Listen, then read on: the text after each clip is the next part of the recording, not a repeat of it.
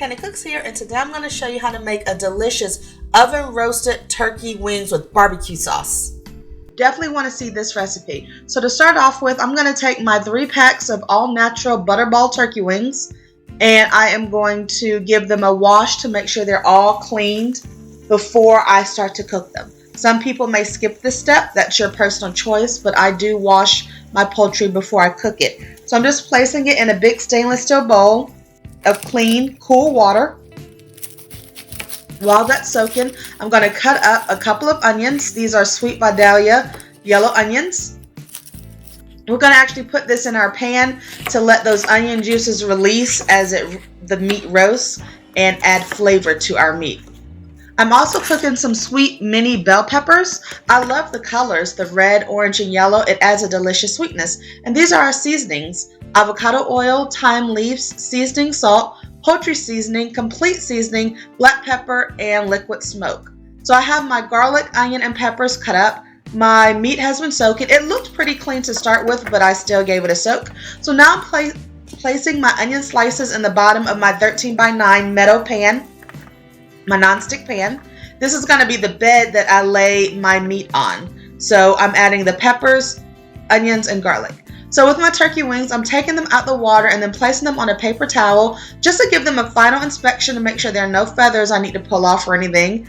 And I'm going to make sure I dry this meat carefully before I add the seasonings, because we want to get a nice crispy and dark rich color on these roasted wings. So you want to make sure that they are dry before you put them in the oven.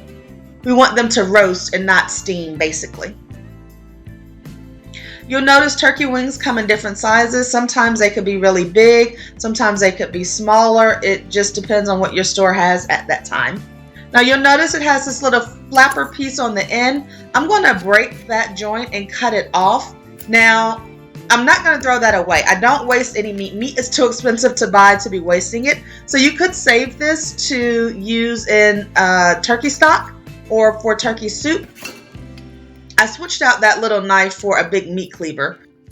This sturdy meat cleaver is the best tool for this job. So you want to get into the joints and break it cleanly.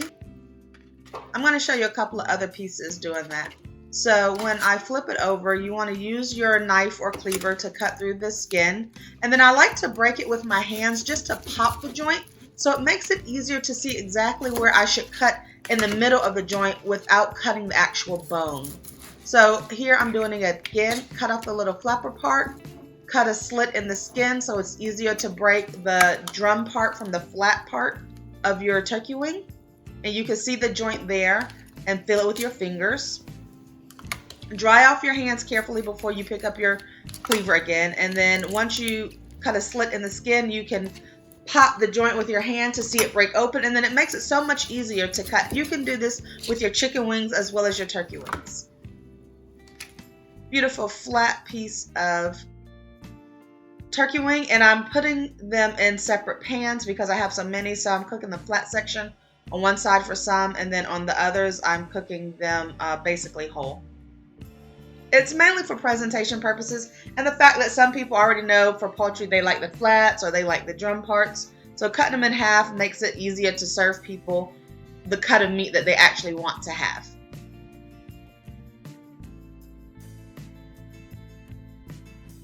Yep, that's the perfect bone intact because we popped it open with our hands instead of cutting through the bone. And look at that. Beautiful turkey wings with onions and peppers and garlic at the bottom. Next up is to add our delicious seasonings.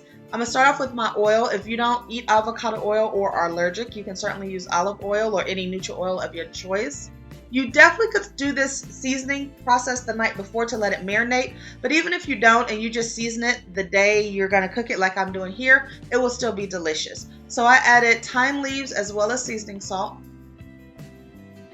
I can't give you exact measurements because I didn't use any teaspoons or measuring spoons. You just want to be reserved with the amount of salt and pepper you add, but the other seasonings like complete seasoning and poultry seasoning and liquid smoke, you can add liberally to make sure your meat is fully cooked, and then add a little salt and a little pepper, and then after it's cooked you can taste it to to see if you need more. But basically, you want to rub the seasonings in the oil on the front and back side of each piece of turkey wing. You want to make sure that it's covered liberally. You should be able to see the seasonings on your meat as well as smell them.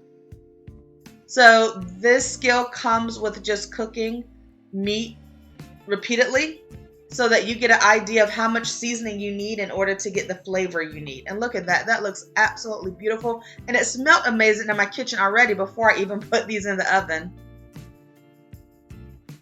I'm adding some Tony's. You'll notice this was the no salt variety. So I get the Tony's flavor without the additional sodium. I'm going to add some olive oil. I did add about a half a cup of water to each pan before I put it in the oven. And you can see after about an hour, hour and a half, the onions and bell peppers have cooked down and released some of their liquid to the water that I added to the pan. So after an hour and a half, I'm taking my foil off, and you just want to use your fork to make sure your biggest or thickest piece of turkey wing is fork tender. Then you can add your barbecue sauce. Now I'm using a store-bought barbecue sauce that I happen to like, but if you make your own sauce, that is absolutely great. You can add that, and I know it will be delicious.